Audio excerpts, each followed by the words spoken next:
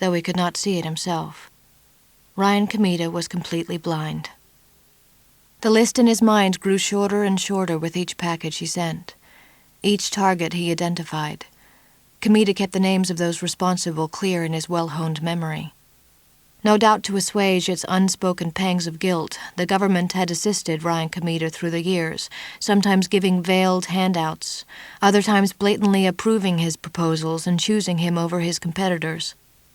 Comida had used whatever resources were available to build his company into a successful business that specialized in exotic imports from little-known Pacific islands. He needed the money to accomplish his true mission. Comida fingered the envelope, stuffed the handwritten note in the small glass vial inside, then sealed it. That simple act of closure brought a shudder of relief to him, but it lasted only a moment. No matter how many such packages he sent, no matter how many victims he identified, he could never make up for the loss of his people. In a single stroke, Ryan Comida's family, his relatives, his tribe, his island, had vanished in a surge of light and flames. A small boy was the only survivor. But Comida did not consider his survival to be a miracle or a blessing. He had been given an entire lifetime to endure the memory of those few seconds, while for all the others it had been over in an instant. Or so he had thought. The voices in his head had not stopped screaming since that day when he was 10 years old. Setting the envelope aside for immediate pickup, he tilted his burned face and blank white eyes toward the ceiling. He couldn't see, but he could feel, could sense the gathering storm. The ghosts of his incinerated people grew more and more restless. They would strike out at their own targets if he refused to give them a victim of his own choosing. The ghosts had waited so long, and Ryan Comida could no longer keep them under control. He picked up the hand-addressed envelope and left his room, walking to the mail drop from which the package would be rushed to an airplane and shipped to the mainland United States. It would be delivered to a particular low-profile but very important official of the Department of Energy headquarters near Washington, D.C. It was probably already too late to stop Bright Anvil, he supposed, but perhaps this would be enough to prevent the nightmare from occurring again. Scheck Residence, Gaithersburg, Maryland, Monday, 6:37 p.m. It was a hot and humid late afternoon in the Washington, D.C. area.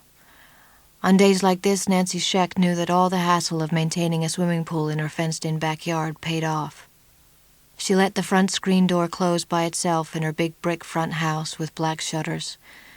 It was just the kind of imposing mansion an important Department of Energy executive was supposed to own, and she relished it.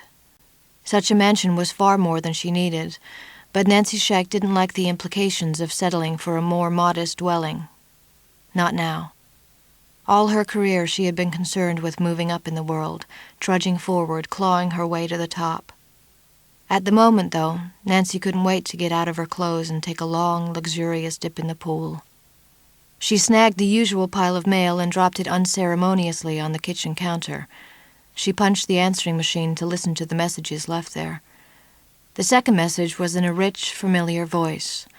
The words sounded formal and innocuous, but she could detect the hidden passion behind them, a cordiality that went orders of magnitude beyond a mere business relationship, or even a good friendship. In her persona at work, she called him Brigadier General Matthew Braducas, and at cocktail parties and Department of Energy social functions, she still called him General Braducas. During his frequent visits here in her backyard and on the patio, she allowed herself to call him Matthew. And while they were in bed, she moaned endearing and never-to-be-repeated names into his ear. He didn't identify himself on the answering machine, not that he needed to. "It's me. I'm a little late at the office, so I won't be over until 7:30 or so. I'm going to stop by my house and pick up the 2 porterhouse steaks I've been marinating in the fridge all day. We'll throw them on the barbecue grill, then we can take a swim and... whatever." With so many parts of the project coming to a head, reaching its climax, Nancy giggled. Knowing he had picked the turn of phrase intentionally, she found it very erotic. "We both need a little release from our tension." The tone beeped, and the tape rewound. In her bedroom, she stripped out of her clothes and, smiling to herself, she yanked down the satin sheets on her bed before changing into her bathing suit, black and smooth and slick. Nancy grabbed one of the plush beach towels from the closet and went through the kitchen, pausing to pour herself a whiskey sour.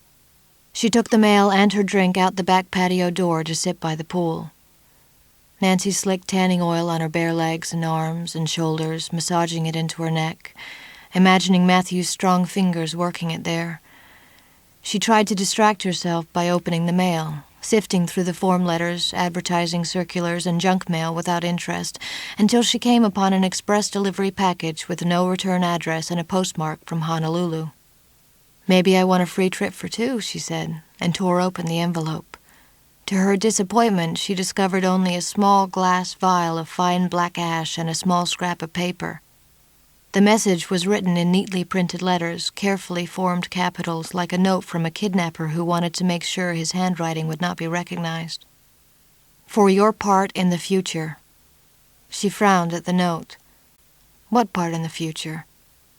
Out of curiosity, she shook the vial of black ash. Am I supposed to convince people to stop smoking? Nancy stood up, disgusted at somebody's lame idea of a joke.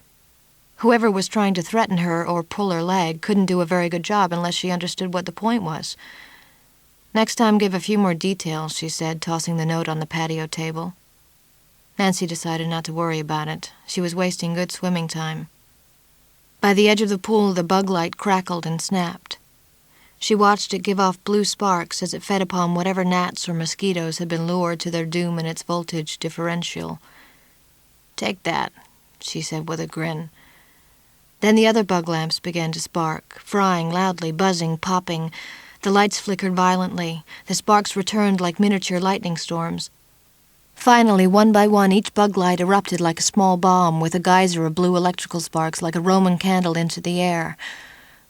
"What's going on here, damn it?" Nancy slammed her drink down. She felt unprotected and defenseless out here with only her black bathing suit. Maybe if she could get to a phone. Voices came at her from all sides, speaking strange and primal languages, swirling invisibly around her ears, but she could see nothing. Suddenly, the air itself sparked and discharged. Blue-white arcs shot from her lounge chair to the patio table. "Help!" she cried. Nancy turned to run, but slipped, reaching out instinctively to grab for support. When she touched the chair, skittering electricity shot into her own arms in a burning discharge. She opened her mouth to scream, and sparks danced from the fillings in her teeth. Her ash-blonde hair rose up into the air like Medusa strands, waving from side to side in a nimbus around her head.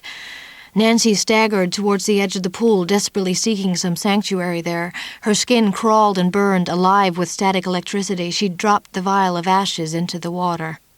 The gathering storm of harsh light surrounded her, screaming voices growing louder. Critical mass.